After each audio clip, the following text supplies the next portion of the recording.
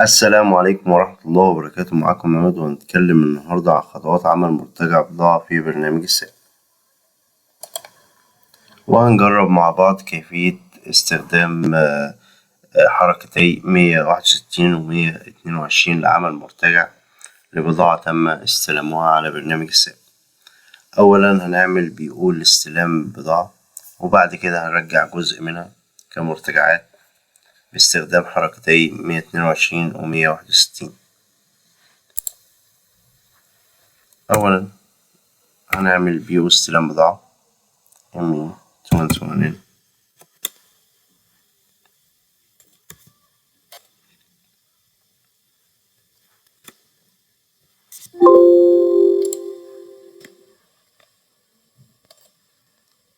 مثال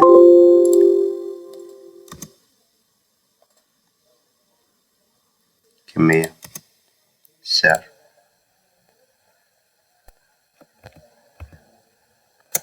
material group storage location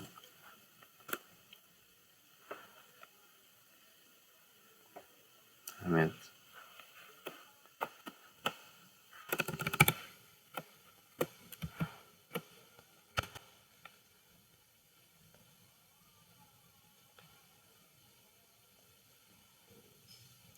هروح condition نضيف 14% درجة القيمة المضافة، هي منضافة تلقائيا، وبعد كده نضغط حفظ سيف. تم عمل بيو.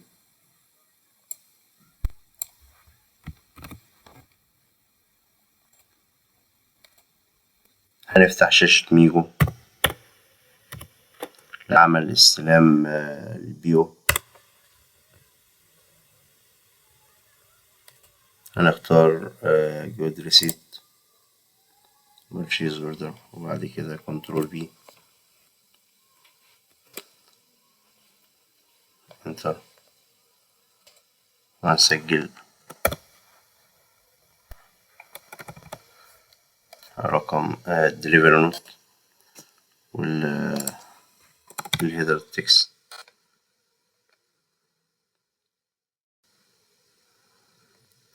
وبعد كده اوكي.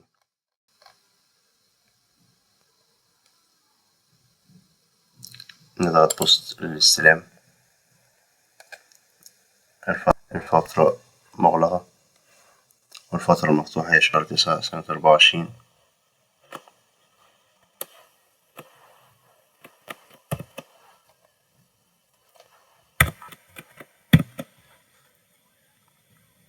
سيف. تم استلام البضاعة، وبعد كده هنروح نفتح شاشة MB 51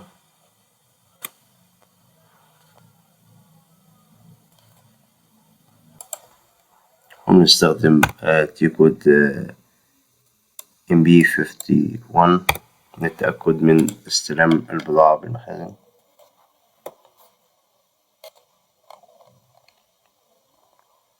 هنتأكد من استلام البضاعة في المخزن باستخدام البيو، وبعد كده نضغط execute. تم استلام البضاعة في المخزن. إذا كانت البضاعة موجودة في المخزن ولم تفوتر، يتم استخدام حركة 122 لإرجاعها للمورد مباشرة مع عكس القيود المحاسبية. أما إذا كانت البضاعة قد فوترت بالفعل، فيستخدم حركة 161 بحيث لا يتم التأثير على القيود المالية بسبب دفع الفاتورة. في هذه الحالة يتم التنسيق مع قسم المشتريات لعمل أمر توريد مرتجع باستخدام حركة 161 وإرسالها لقسم المخازن لتنفيذ المرتجع على أمر التوريد، بينما يتواصل قسم المشتريات مع المورد لإصدار إشعار دائن يطابق عملية المرتجع هذا النهج يساعد في الحفاظ على دقة سجلات المخزون والمحاسبة، ويضمن عدم حدوث تعارض بين عمليات الاستلام والفوترة والمرتجع. وهنجرب مع بعض نعمل مرتجع بحركة 122 في حالة عدم فوترة الفاتورة ودفعها ماليا. هندخل على BO للتأكد من عدم فوترة البضاعة.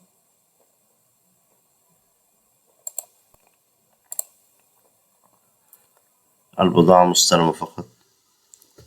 ممكن نعمل مرتجع بحركة 122 لو الفاتورة لم تفوتر.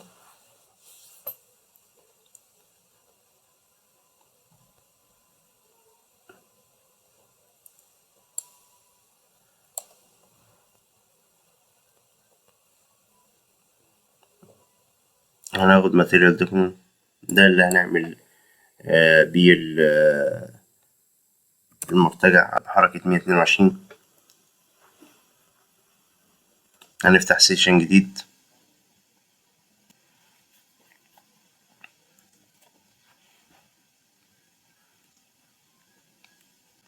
هنفتح شاشة ميجو، انتر، وبعد كده نختار return delivery material document كنترول V، وبعد كده نضغط انتر. هنرجع قطعتين فقط من ال10 قطع. نوع الحركة 122، الكمية اللي هنرجعها قطعتين. انتر انتر. التاريخ والهيدر تكست، نكتب مرتجع.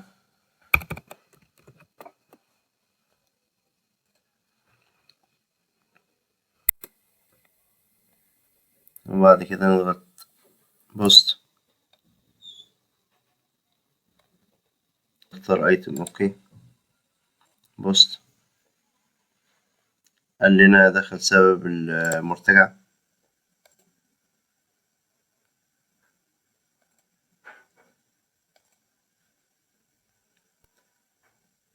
بور كواليتي، بضاعة رديئة. وبعد كده نضغط بوست. تم عمل مرتجع للبضاعة. هنروح نفتح تي كود MB51.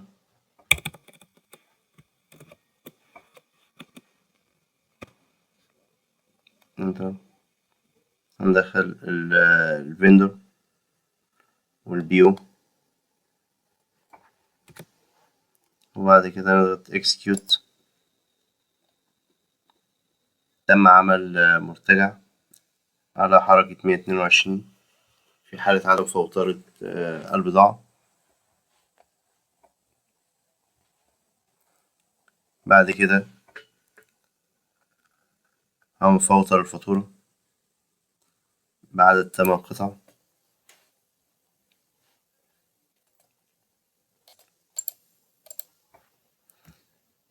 كنترول Y كنترول C علشان ناخد البيو ونعمل بيه فاتورة. هنفتح سيشن جديد،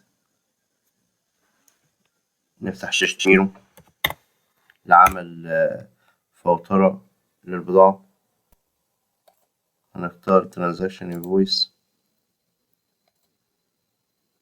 وهنختار البوستنج شهر 9 2024.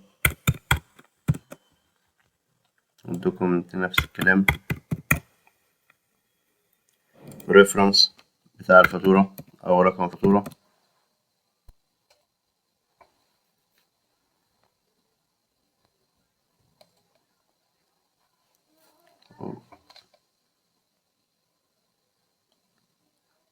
وبعد كده نسجل البيو، كنترول بي. انتر انتر.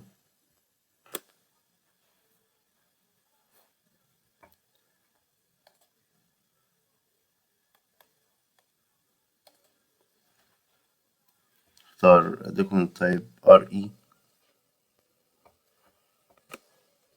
انتر. وبعد كده ندخل الاماونت 54,720. انتر انتر. والبيز لاين ديت اللي هو تاريخ الاستحقاق.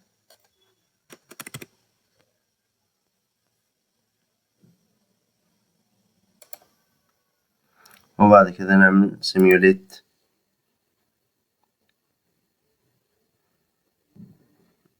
وأخيرا بوست.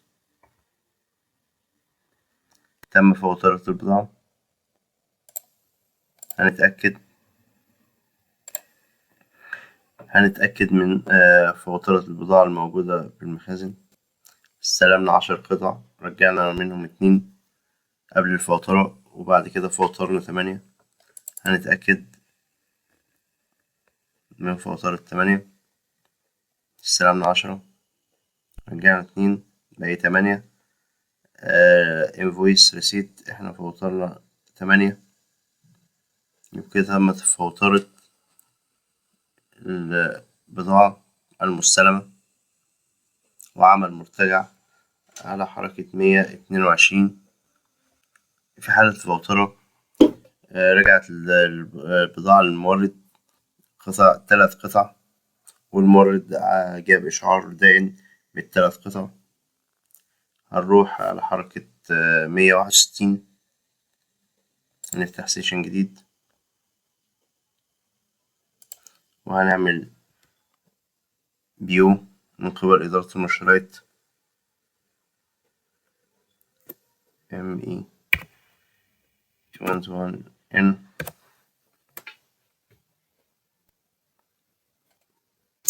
بعدها هختار المورد Purchasing Group.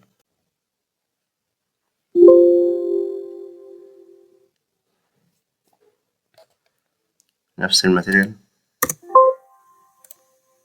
هنرجع منه 3 قطع نفس السعر.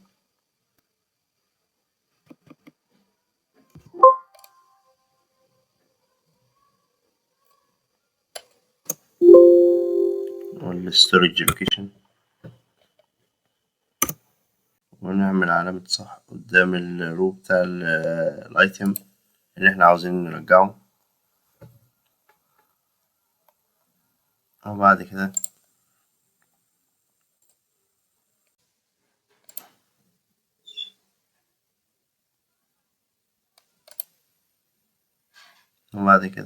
هنضغط سيف.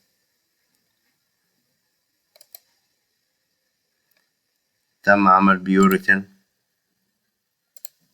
بعدد 3 قطع.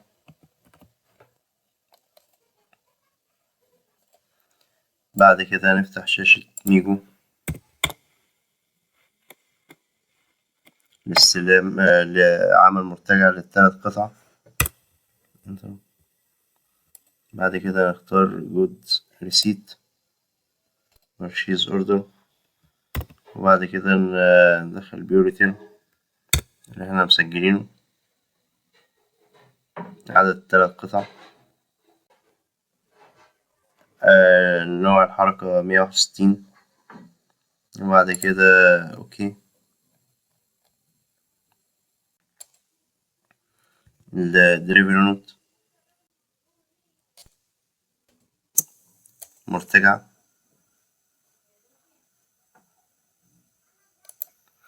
وبعد كده نضغط بوست.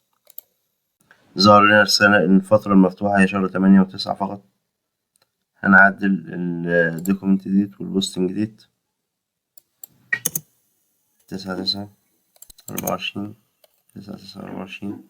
وبعد كده نضغط بوست. تم عمل ريتيرن البضاعة بحركة 161.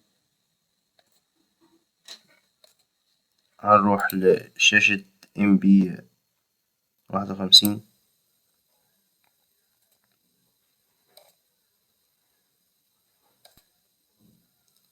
ونختار الماتيريال.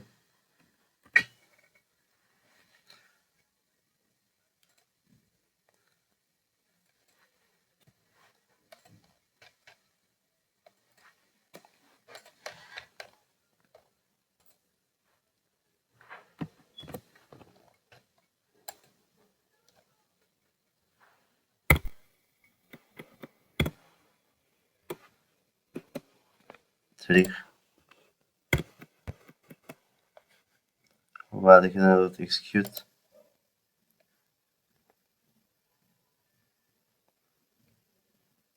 تم عمل مرتجع على حركة 161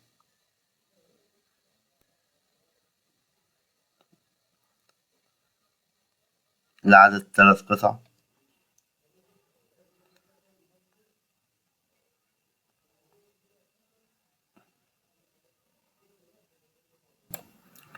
يقوم محاسب الموردين بالتأكد بشكل يومي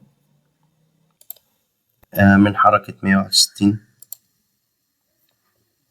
كنترول واي، كنترول سي، وبعد كده نضغط فلتر، نختار حركة 161 لجميع الموردين، execute. وبعد كده ندخل نتأكد إن البيو ريتيرن تم عمل كريدت ميمو عليه.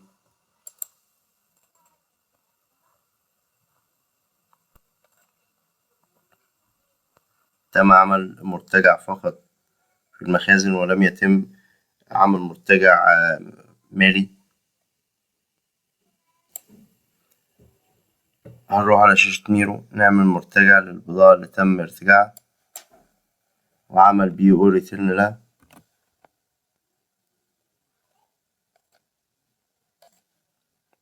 هنختار كريدت ميمو، نختار التاريخ، ريفرنس، بيو،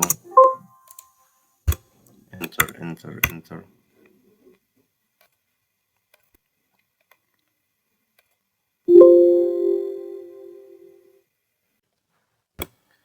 انتر،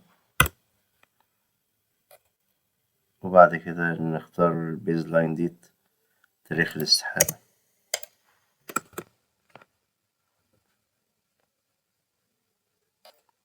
نسجل الأماونت،